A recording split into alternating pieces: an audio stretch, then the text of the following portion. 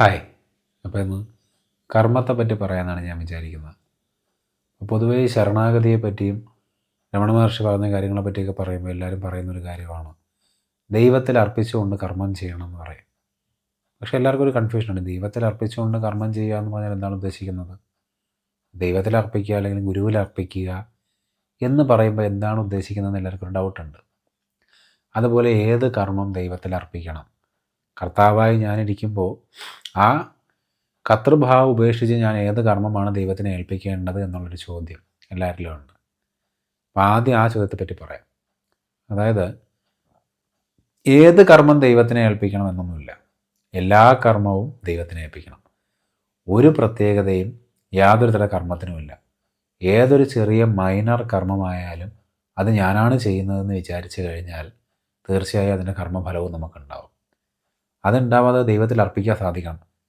നമ്മളെല്ലാവരും ചെയ്യുന്ന എന്താണ്, നമുക്ക് വലിയ വലിയ പ്രശ്നങ്ങളുണ്ട്. അപ്പോൾ ഒരു വലിയ ടാസ്ക് നമ്മൾ ഫേസ് ചെയ്യുന്ന സമയത്ത് നമ്മളെപ്പോഴും വിചാരിക്കും, ഇത് ദൈവത്തിൽ അർപ്പിച്ചങ്ങ് ചെയ്ത് കളയാം, ഒരു വലിയ ടാസ്ക് അല്ലേ, പണി കുറഞ്ഞിരിക്കുമല്ലോ എന്ന്. പക്ഷേ ചെറിയ ചെറിയ കാര്യങ്ങൾ, നമുക്ക് സുഖം കിട്ടുന്ന കാര്യങ്ങൾ, ഇതൊക്കെ നമ്മൾ വളരെ ലാഘവത്തോടുകൂടി കാണുകയും ലാഘവത്തോടുകൂടി പുഷ് അസൈഡ് ചെയ്യുകയും ചെയ്യും. നമ്മൾ തന്നെയാണ് ചെയ്യുന്നതെന്ന് വിചാരിച്ചുകൊണ്ട് ചെയ്യുകയും ചെയ്യും. ശരിക്കും പറഞ്ഞാൽ ഈ ചെറിയ ചെറിയ കർമ്മങ്ങളിലാണ് നമ്മൾ ആദ്യം തുടങ്ങേണ്ടത്. ചെറിയ ചെറിയ കർമ്മങ്ങൾ ദൈവത്തിൽ അർപ്പിച്ച് ചെയ്യാൻ കഴിയുമ്പോൾ പിന്നെ വലിയ വലിയ കർമ്മങ്ങൾ നമുക്ക് വളരെ ഈസി ആയിട്ട് ചെയ്യാൻ സാധിക്കും. സോ നമ്മൾ തീർച്ചയായിട്ടും ആദ്യം ചെറിയ ചെറിയ കർമ്മങ്ങൾ ദൈവത്തിൽ അർപ്പിച്ച് ചെയ്തു തുടങ്ങിയിട്ട് പിന്നീട് വലിയ വലിയ കർമ്മങ്ങൾ ചെയ്യുക. നമുക്കിതൊരു പർട്ടിക്കുലർ ഡേറ്റിൽ തന്നെ അർപ്പിക്കണം അങ്ങനെയൊന്നുമില്ല. ഇത് പ്രപഞ്ചമാണ് ചെയ്യുന്നതെന്ന് വിചാരിച്ചാലും മതി, അതിൻ്റെ ഫലത്തിൽ നിന്ന് എസ്കേപ്പ് ആവാം. ഏതൊരു ആക്ടിവിറ്റി, ഈ ശരീരം കൊണ്ട് ചെയ്യുന്ന ഏതൊരു ആക്ടിവിറ്റിയിലും അത്രയും ഒരു അർപ്പണ ഭാവത്തോടുകൂടി ചെയ്യാൻ സാധിക്കണം. ആദ്യം ഒരു എഫേർട്ടോടു കൂടി മാത്രമേ സാധിക്കുകയുള്ളൂ. പിന്നെ എന്ത് ആക്ടിവിറ്റി സംഭവിച്ചാലും അത് ഞാനാണ് ചെയ്യുന്നതെന്ന് നിങ്ങൾക്ക് ഫീൽ ചെയ്യില്ല. അത് ഫീൽ ചെയ്യാതിരിക്കുമ്പോഴത്തേക്കും ഭയങ്കര ഒരു ആശ്വാസവും സുഖവും സന്തോഷവും ഒക്കെ കിട്ടും. അത് കിട്ടുമെന്ന് മാത്രമല്ല, സൈക്കോളജിക്കൽ എക്സോഷൻ നിങ്ങൾക്ക് ഉണ്ടാവില്ല. അതായത് മാനസികമായ ഒരു തലവേദന നിങ്ങൾക്ക് ഉണ്ടാവില്ല എന്ന് തന്നെ പറയാം. പലപ്പോഴും നമ്മൾ ചെയ്യുന്ന പല ആക്ടിവിറ്റികളിലും നമ്മളെ തളർത്തുന്നത് നമ്മുടെ മനസ്സാണ് നമ്മളെ തളർത്തി കളയുന്നത്. ഉദാഹരണത്തിന് രാവിലെ 5 മണിക്കൂർ കണ്ടിന്യൂസ് കൂട്ടുകാരുടെ നമ്മൾ ഫുട്ബോൾ കളിച്ചാൽ നമുക്ക് തളർച്ച തോന്നില്ല. അതേസമയം അരമണിക്കൂർ അമ്മ പറഞ്ഞ പാത്രം കഴുകിയിട്ടാൽ നമുക്ക് തളർച്ച തോന്നും. നമ്മളൊരു സ്റ്റീം ബാത്തിന് പോയി നിൽക്കുമ്പോൾ നമുക്ക് ആ ഒരു ചൂടിൽ മണിക്കൂറുകൾ ഇരുന്നാലും ഒരു പരമാനന്ദം കിട്ടും. അതേസമയം ഒരു റോഡിൽ 5 മിനിറ്റ് ചൂടത്തോടെ വെയിലത്ത് നടക്കാൻ നമുക്ക് സാധിക്കില്ല. അല്ലെങ്കിൽ പോട്ടെ, ഒരു ഷീറ്റിട്ടൊരു ബിൽഡിങ്ങിനകത്ത് വെയിൽ കൊള്ളാതെ തന്നെ ചൂട് അനുഭവിച്ചുകൊണ്ടിരിക്കാൻ നമുക്ക് സാധിക്കില്ല. കാരണം പറഞ്ഞാൽ നമ്മുടെ മാനസികമായി നമ്മളെന്തോ ചെയ്യുകയാണെന്നുള്ള ധാരണ. പലപ്പോഴും നമ്മൾ ഏത് ആക്ടിവിറ്റി ചെയ്യുമ്പോഴും ഈ ധാരണകളാണ് നമുക്ക് വലിയ വലിയ പ്രശ്നങ്ങൾ ഉണ്ടാക്കി തരുന്നത്. ഇതാണ് നമ്മുടെ മനസ്സിൻ്റെ ഒരു സമാധാനം കളയുകയും നമ്മളെന്തോ ഒരു വലിയ വലിയ ഭാരം ചുമക്കുന്ന പോലെ നമുക്ക് തോന്നുകയും ചെയ്യും. ഈ ഭാരം പയ്യെ നമ്മളെ തളർത്തും. ഈ മാനസികമായ എക്സോഷൻ പിന്നെ നമ്മുടെ ശരീരത്തെയും ബാധിക്കാൻ തുടങ്ങും. പലർക്കും ഒരു ദിവസം ഒരുപാട് ആക്ടിവിറ്റികൾ ഉണ്ടാവും, ഒരുപാട് പ്രാരാബ്ധങ്ങളുണ്ടാവും. കുടുംബ പ്രാരാബ്ധത്തെ പറ്റിയാണ് ഞാൻ പറയുന്നത്, പ്രാരാബ്ധ കർമ്മത്തെ പറ്റിയല്ല പറയുന്നത്. അപ്പോൾ ഈ പ്രാരാബ്ധമൊക്കെ നമ്മൾ അനുഭവിച്ചുകൊണ്ടിരിക്കുമ്പോൾ ഇതെല്ലാം ഞാനാണ് ചെയ്യുന്നത്, അയ്യോ എനിക്കിത് ചെയ്യണം അത് ചെയ്യണം, ഇങ്ങനെ വിചാരിക്കുന്ന ഓരോ മൊമെൻറ്റിലും ഇതിൻ്റെ ഒരു ഫലം, ഇതിനൊരു നെഗറ്റീവ് എഫക്റ്റ് നിങ്ങളെ ബാധിച്ചുകൊണ്ടേയിരിക്കും.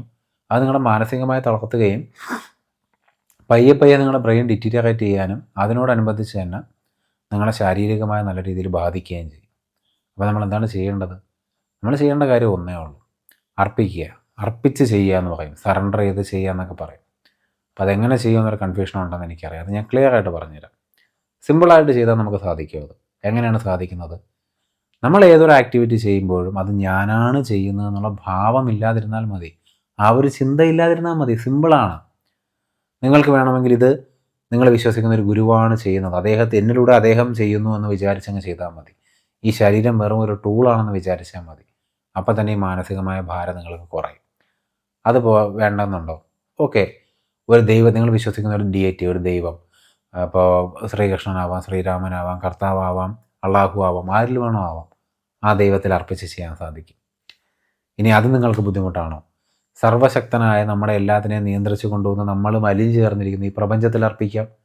ഈ പ്രപഞ്ചത്തിലെല്ലാം അർപ്പിച്ച് സ്വസ്ഥമായിരിക്കാൻ നിങ്ങൾക്ക് പറ്റും. അപ്പം നമ്മൾ ഒരു ആക്ടിവിറ്റി, നമ്മുടെ ഒരു ബോഡി ചെയ്യുന്ന ഒരു ആക്ടിവിറ്റിയും നമ്മളല്ല ചെയ്യുന്നത്, തനിയെ സംഭവിക്കുകയാണ്, അല്ലെങ്കിൽ പ്രപഞ്ചം സംഭവിപ്പിക്കുകയാണെന്ന് വിചാരിച്ചാൽ അതെന്ത് ഈസിയാണ് ആ വർക്ക് ചെയ്യാനെന്ന് നിങ്ങൾക്ക് അപ്പം മനസ്സിലാവും. നമ്മളൊരു ആക്ടിവിറ്റി ചെയ്യുന്നൊരു ഒരു ചിന്ത പോലും നമ്മുടെ മനസ്സിൽ വരില്ലെന്ന് മാത്രമല്ല, വളരെ സ്മൂത്തായിട്ട് ഒരു മാനസികമായ തളർച്ചയും ഇല്ലാതെ നമുക്ക് ചെയ്യാൻ പറ്റും. ശരീരം ഒബ്വിയസ്ലി കുറേ തവണ വർക്ക് ചെയ്യുമ്പോൾ തളരും. പക്ഷേ പലപ്പോഴും നമ്മുടെ ശരീരം തളരുന്നതിനും ഒരു 80% മുമ്പേ തന്നെ നമ്മുടെ മനസ്സ് തളർന്നിരിക്കും. അപ്പോൾ നിങ്ങൾ ഇങ്ങനെ ചെയ്യാൻ തുടങ്ങിയാൽ നിങ്ങൾക്ക് എത്ര നേരം വർക്ക് ചെയ്യാൻ പറ്റുമെന്നുള്ള കാര്യം തന്നെ നിങ്ങൾക്ക് തിരിച്ചറിയാൻ സാധിക്കും. ആൻഡ് ഇറ്റ് ഈസ് ലൈക്ക് എന്താ പറയുക, അതൊരു വാസ്റ്റ് ഫീൽഡാണ്. ഇപ്പോൾ ഡെയിലി 5 മണിക്കൂർ ജോലി ചെയ്യുമ്പോൾ നിങ്ങൾക്ക് മടുപ്പ് തോന്നിയാൽ നിങ്ങൾ ഈ ഭാവത്തിലാണ് ചെയ്യുന്നതെങ്കിൽ നിങ്ങൾ 25 മണിക്കൂർ ജോലി ചെയ്താൽ പോലും നിങ്ങൾക്ക് മാനസികമായ മടുപ്പോ തളർച്ചയോ ഉണ്ടാവില്ല. ഇനി നമ്മൾ ഓൾറെഡി പറഞ്ഞു, ഗുരു, ദൈവം, അതും അല്ലെങ്കിൽ പ്രപഞ്ചം, ഇതിലൊന്നിലും അർപ്പിക്കാൻ നിങ്ങൾക്ക് താല്പര്യമില്ലേ? വേണ്ട. പ്രത്യേകിച്ച് ഒരു പർട്ടിക്കുലർ എൻറ്റിറ്റിയെയും വിചാരിക്കേണ്ട. ഇതൊരു പ്രപഞ്ചം അല്ലെങ്കിൽ ഒരു ആക്ടിവിറ്റി, ഒരു കോസ്മിക് ആക്ടിവിറ്റിയാണ്. ഇവിടെ എല്ലാം തനിയെ സംഭവിക്കുന്നതാണ്. അപ്പോൾ അത് തനിയെ സംഭവിക്കുന്നു എന്ന് വിചാരിച്ച് ചെയ്താലും മതി. പ്രത്യേകിച്ച് ഒരു പർട്ടിക്കുലർ എൻറ്റിറ്റിയിൽ തന്നെ ഇത് അർപ്പിക്കണമെന്നൊന്നുമില്ല. ആ എൻറ്റിറ്റിയാണത് ചെയ്യുന്നതെന്ന് വിചാരിച്ച് നമ്മുടെ ഡൂവർഷിപ്പ് ഇല്ലാതെ, കർത്തൃഭാവമില്ലാതെ ഏത് ആക്ടിവിറ്റി സ്ലോയിൽ സംഭവിച്ചാലും it will be so beautiful. ആ ആക്ടിവിറ്റിക്ക് ഒരു ഭംഗി ഉണ്ടാകുന്നു മാത്രമല്ല, നിങ്ങൾക്ക് മാനസികമായ തളർച്ച ഉണ്ടാവില്ല. പലപ്പോഴും രാവിലെ തൊട്ട് വൈകിട്ട് വരെ ജോലി ചെയ്യുന്ന ആളുകൾക്ക്, ഒരു ടീച്ചറാവാം, ഒരു ഗവൺമെൻറ് എംപ്ലോയി ആവാം, നമ്മൾ വൈകുന്നേരം നമ്മുടെ ശരീരം തളരില്ല, പക്ഷേ അതിന് മുമ്പേ നമ്മൾ തളരും. നമ്മൾ മാനസികമായി ഭയങ്കര എക്സോസ്റ്റഡ് ആവും. അതേസമയം നമ്മളൊരു ഫാമിലി ഗ്യാതറിങ്ങിൽ നമുക്ക് ഏറ്റവും ഇഷ്ടപ്പെട്ട ആൾക്കാരോട് ചിലവഴിക്കുകയാണെങ്കിൽ രാവിലെ തൊട്ട് വൈകിട്ട് വരെ നമ്മൾ ഇതിനേക്കാളും വലിയ ഫിസിക്കൽ അധ്വാനം ചെയ്താൽ നമ്മൾ തളരില്ല. കാരണം ഈ തളർച്ച മൊത്തം സംഭവിക്കുന്നത് മനസ്സിനുള്ളിലാണ്. ആ തളർച്ച മനസ്സിൻ്റെ ഉള്ളിൽ സംഭവിക്കാതിരിക്കണമെങ്കിൽ ഇത് ചെയ്യുന്ന നമ്മളാണ് എന്നുള്ളൊരു ഭാരം എടുത്ത് നമ്മുടെ തലയിൽ വയ്ക്കാതിരിക്കുക എന്നുള്ളതാണ്. ഇത് വളരെ ഈസിയായി ചെയ്യാൻ പറ്റും. ചെയ്തു കഴിഞ്ഞാൽ വളരെ സുഖത്തോടു കൂടി ഏതൊരു ആക്ടിവിറ്റിയും ചെയ്യാനും പറ്റും. അപ്പോൾ നിങ്ങൾക്കും അങ്ങനെ ചെയ്യാൻ സാധിക്കട്ടെ. Thank you.